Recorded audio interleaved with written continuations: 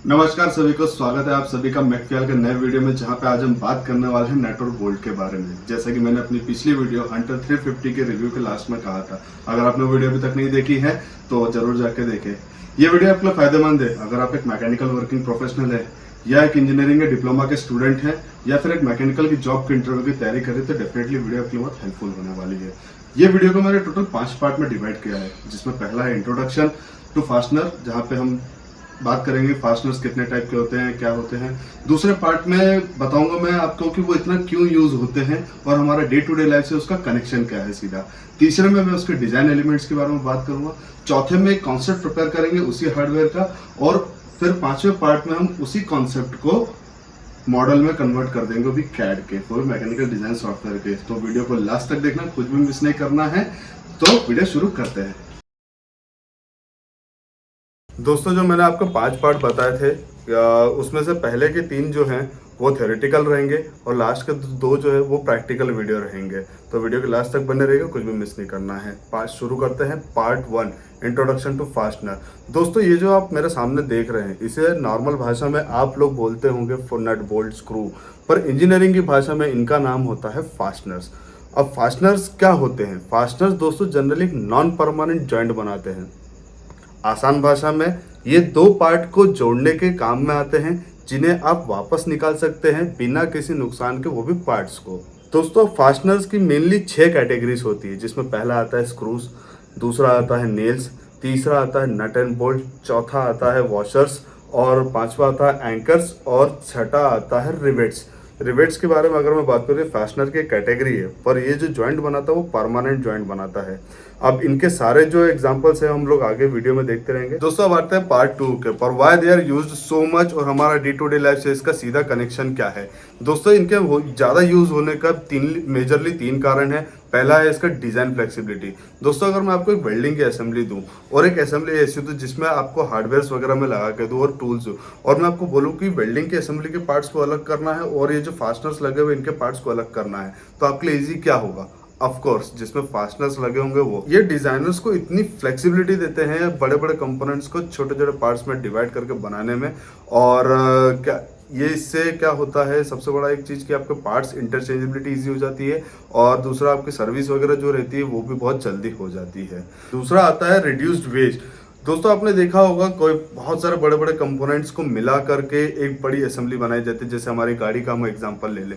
दोस्तों, ये क्या करती है कंपनीज को, मतलब इतना ज़्यादा फ्लेक्सिबल हो जाता है इनके डिज़ाइन की, आप छोटे छोटे पार्ट में अलग अलग पार्ट्स बना लो, उनको फिर जोड़ के एक साथ आप कर सकते हैं। इससे होता क्या है कि आपका वेस्ट रिड्यूस होता है और कंपनी की प्रोडक्टिविटी बढ़ती है। तीसरा होता क्या है कि ये यूज़ करने से प्रोडक्ट का वेट कम होता है। तो भैया बात करते हैं कि यूज़ कहाँ होते हैं। दोस्तों, इसके लिमिटलेस एप्लीकेशन है, मतलब घर के अंदर से लेकर घर के बाहर तक, सुबह उठने से लेकर शाम तक आप इनके एप्लीकेशंस को देखते हैं, मतलब आपके आसपास में ही होते हैं। जैसे कि अगर मैं कहूँ तो आपके घर में मौजूद गाड़ियों में, बिल्डिंग एंड कंस्ट्रक्शंस में, फर्नीचर्स में, मोबाइल्स में, इलेक्ट्रॉनिक्स में, लैपटॉप्स में, हर जगह इनके एप्लीकेशन आपको देखने को मिल जाते हैं। तो हुआ ना अपने ऐसे सीधा कनेक्शन। दोस्तों, अब आता है पार्ट 3 के ऊपर, जो कि हम लोग बात करने वाले इसके डिजाइन एलिमेंट्स में, या एक फास्टनर का स्पेसिफिकेशन क्या होता है। दोस्तों, स्पेसिफिकेशन की लिस्ट में सबसे पहला आता है फास्टनर टाइप। किस टाइप का है? जो मैंने आपको 6 कैटेगरीज पहले बताई थी, वो 6 कैटेगरीज में से एक है। दूसरा आता है हेड का टाइप। अगर आप देखेंगे तो ये अगर आपको स्क्रू देखिए, ये इसका हेड का डिजाइन अलग है, ये कील का हेड का डिजाइन अलग है, ये स्क्रू के हेड का डिजाइन अलग है। इन सब के हेड्स के हिसाब से हम लोग डिफाइन करते हैं कि ये कौन से टाइप का हम लोग करने वाले हैं, हेड का टाइप क्या है। तीसरा आता है इनकी लेंथ। तीनों अगर आप देखेंगे, इन तीनों की लेंथ अलग अलग है। चौथा आता है थ्रेड स्पेसिफिकेशन। जो थ्रेड्स इसमें डले हुए हैं, इसका स्पेसिफिकेशन क्या है। दोस्तों, आप इस स्क्रू को देख रहे होंगे, इसके थ्रेड्स को देख के सोच रहे होंगे कि इसका क्या काम होता है। तो दोस्तों, इसके मेनली 3 काम होते हैं। पहला, to give a provide a clamping force, मतलब एक ये स्क्रू अगर आप कस देंगे तो पूरा मतलब एक ताकत से पकड़ के रखता है। दूसरा होता है कि ये मोशन नहीं होने देता, मतलब अगर आपने इसको फिट कर दिया तो 2 पार्ट्स आपस में बीच में मोशन नहीं हो सकता है। तीसरा है कि अगर आप उस जो 2 पार्ट कपल कर रहे हैं, अगर तो फास्टनर से अगर आपने जोड़ा है, तो पावर ट्रांसमिशन के भी काम में आता है। दोस्तों, बात है इसके पार्ट 4 में, जहाँ पे हम इसका कॉन्सेप्ट को प्रिपेयर करेंगे।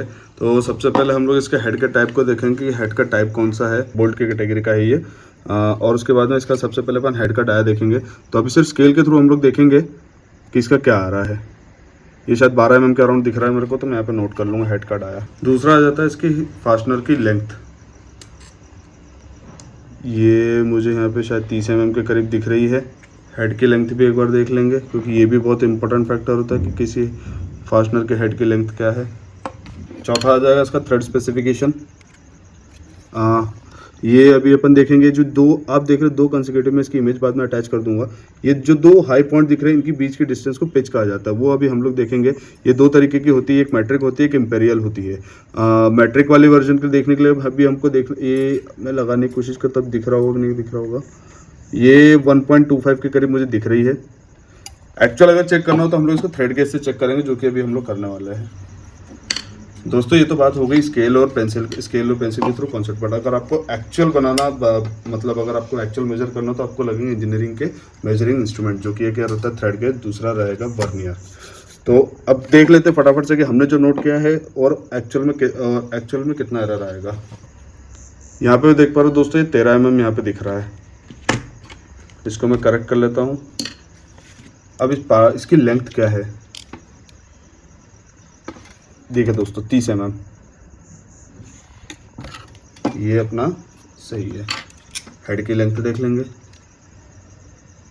हेड की लेंथ मैंने लिखी थी 8 mm, अब जो आपको देखने मिल रही है वो भी 8 mm है।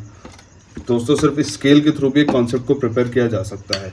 अब बात करते हैं इस थ्रेड के एक्चुअल के, क्योंकि मेन फंक्शन इस फास्टनर में इसकी थ्रेड का है। अगर ये थ्रेड की डिज़ाइन अलग होगी और सामने दूसरा जो एक और फीमेल पार्ट रहता है इसका, अगर वो गलत हो गया तो बैठ नहीं पाएगा पार्ट। तो इसके लिए हम लोग चेक करने के लिए हम लोग के पास में रहता है, इसको बोलते हैं थ्रेड गेज, जो कि विटवर्थ का आता है। इसमें दो तरह की रहती है थ्रेड, इंचेस में भी रहती है। इसमें आपको इंचेस में देखने को मिल जाएगी। अगर आपको दिखेगा तो शायद इस पर कुछ कोडिंग्स लिखी रहती है अलग अलग। ये इंचेस वाली है दोस्तों, ये है कि मैट्रिक वाली। ये आ गया 1.25, 1.5, 1.75। अपन मेजर करते हैं एक एक करके। 1.25 से करेंगे दोस्तों, ये बराबर बैठ गए एकदम। थ्रेड गेज में आपको यही एक चीज़ देखनी रहती है। अगर अपन दूसरा अगर अपन लगाएंगे तो देखिए क्या प्रॉब्लम आती है। दूसरा इसमें कभी बैठेगा ही नहीं, आप कितनी भी कोशिश कर लो ये बैठेगा ही नहीं उसमें जाके ये। और ये वाला एकदम परफेक्ट बैठता है। अब दोस्तों इसका एक रफ स्केच बना लेते हैं। टोटल लेंथ यहाँ पे 30 + 8 देखेंगे तो 38 हो जाएगा। यहाँ से फिर अपन एक मार्क यहाँ पे कर लेंगे और एक मार्क 38 के mm के इधर कर लेंगे। फिर एक सेंटर लाइन के अराउंड, फैंटम लाइन जो हम लोग बोलते हैं इंजीनियरिंग ड्राइंग के इसमें, तो वैसे ही ड्रॉ कर लेंगे एक। हेड जैसे था 13 mm, तो हम लोग यहाँ पे कोशिश ये करते हैं 6.5 mm पे हम लोग मार्क करने की कोशिश, थोड़ा सा रफ चलेगा। यहाँ से 8 mm का हमको हेड करना है। अब मेन इसका अगर हम देखेंगे M 1.25 हो गया है, बट बाकी इसका साइज़ क्या है वो चेक कर लेते हैं। जहाँ तक दिख रहा है 8 से थोड़ा कम दिख रहा है, तो ये जो है फास्टनर M8 क्रॉस 1.25 mm का है। ये होता है इसका पूरा स्पेसिफिकेशन थ्रेड का। अब चूंकि यहाँ से 4 mm के करीब हम लोग एक और मार्क कर लेंगे, इस लाइन को यहाँ से जोड़ लेंगे। ये अपना हाफ स्केच कंप्लीट हो गया है। मैं अभी जो आने वाला कैड मॉडल में बनाऊंगा वो मैं हाफ ही बनाऊंगा और पूरा फुल इसको रिवॉल्व कर दूंगा। दोस्तों ये सीमेंस द्वारा एनएक्स सॉफ्टवेयर, मैं न्यू पे जाके क्लिक करूंगा, मॉडल को ओके करूंगा। एक्सट्रूड के नीचे रिवॉल्व की कमांड को सेलेक्ट करूंगा। एक कर्व को बनाने के लिए प्लेन की जरूरत होती है, मैं प्लेन सेलेक्ट कर लूंगा। स्केच बनाने के लिए लाइन की जरूरत है, लाइन लिया मैंने। 38 mm फास्टनर की लेंथ थी मेरी, 13 का था 6 का 0। हेड की लेंथ 8 mm, 2.5 जो हमारा M8 का आधा 4 और 6.5 माइनस में 2.5, 30 mm मेरे पार्टनर की लेंथ है वो ले लेंगे। यहाँ से इसकी स्केच को मैं क्लोज कर लूंगा, तो मैं फिनिश कर दूंगा।